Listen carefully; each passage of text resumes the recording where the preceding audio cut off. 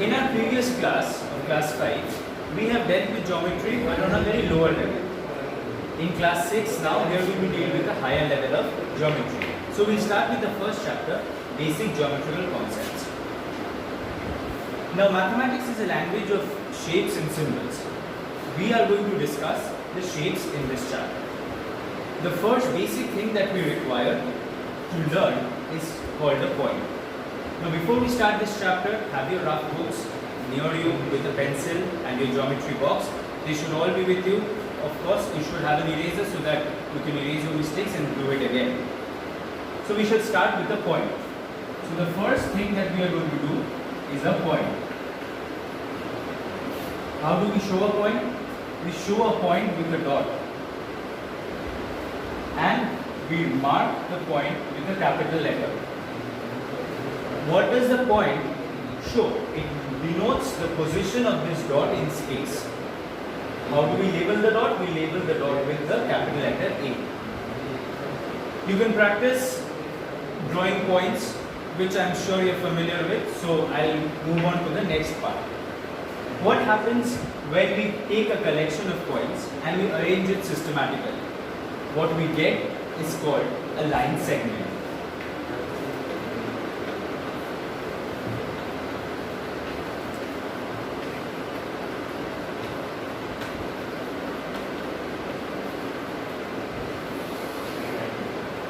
How do we draw a line segment?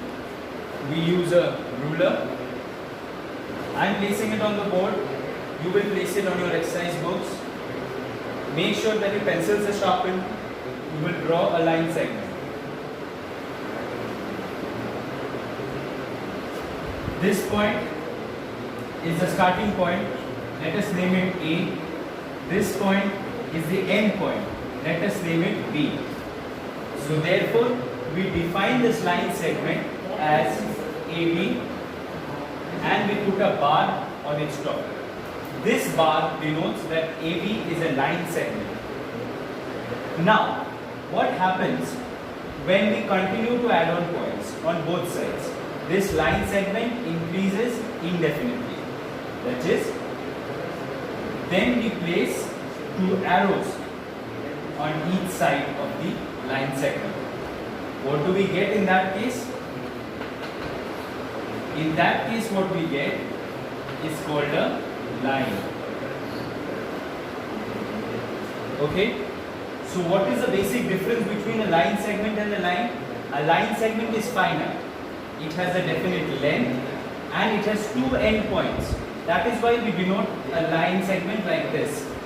But for a line, it goes on endlessly on both sides. And we define a line like this, AB with an arrowhead on top of it. So before we go to the next part, I hope you have copied it all down. Make sure that you have all of them in order. You should know. So a basic difference between point, line segment and line would be that a point has no thickness, no length, no breadth. Whereas a line segment has a length, but a line cannot have a length as it continues on indefinitely on both sides. The next part that we are going to discuss is called collinear points and non-collinear points. The word collinear means lying on the same line.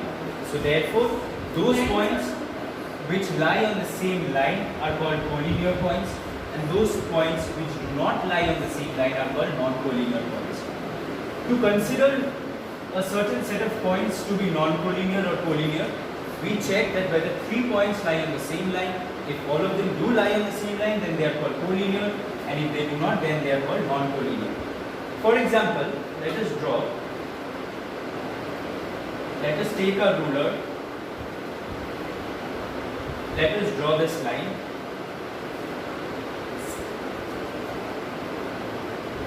Say we mark it. X and Y are its endpoints. We mark 2 points A and B on the existing line segment. Now, if I take another point, say C, between A and B, then A C, B are collinear. Why are they collinear? Because they are lying on the same line. That is why they are collinear.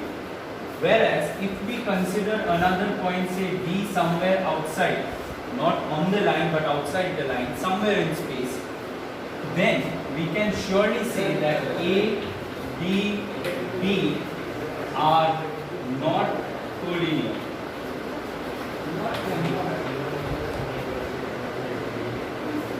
Now, what happens is, when you look at a line, you have to understand that any point that does not lie on that line will not be collinear with the other points of that line. So therefore, a point lying outside the line, like this point, it cannot be collinear with any point on the line, and hence these points will be non-collinear points.